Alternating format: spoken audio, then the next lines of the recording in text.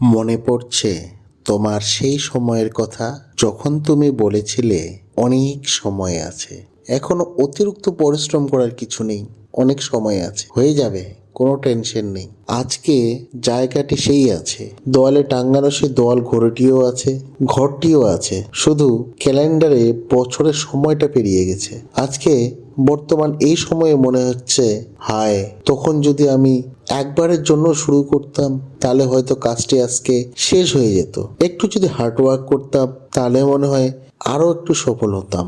তোমার এখন মনে হচ্ছে, যাক, আমি এখনো শুরু করতে পারবো, আমাকে পারতে হবে। কারণ আগের সময়ে আমার মাথায় স্বপ্ন ছিল যে আমাকে কিছু করতে হবে, কিন্তু তখন আমার এমন প্রয়োজন ছিল না যে আমাকে এখনই করতে হবে। তখন আমি ছিলাম একা, বাবা ছিল, মা ছিল, অত টেনশন ছিল না।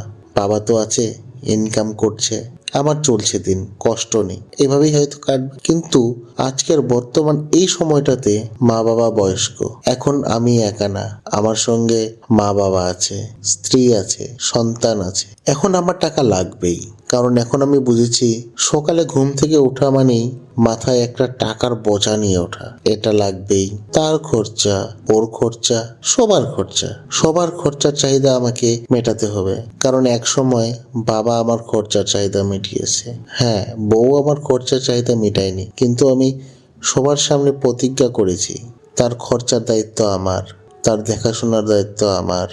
মেটাতে হবে না? লাগবে টাকা। কোথায় পাবো টাকা? কাজ করতে হবে। আর এখন শুধু করতে হবে না, আমার লাগবেই। কেন যে তখন শুধু ভেবেছিলাম আমাকে করতে হবে, কিন্তু করিনি। যদি ফিরে পাই আবার সেই সময়টা, যদি শুরু করতে পারি আবার আগের মতো করে, আজকে একটা ইনকামের জায়গায় থাকতো, মাথায় কোনো টেনশন থাকতো না। কিন্তু এখন তো আমার টাকা লাগবে। ঘরটাও সেই আছে, দেওয়াল ঘড়িটাও সেই আছে, শুধু ক্যালেন্ডারে বছরটি পরিবর্তন হয়ে গেল।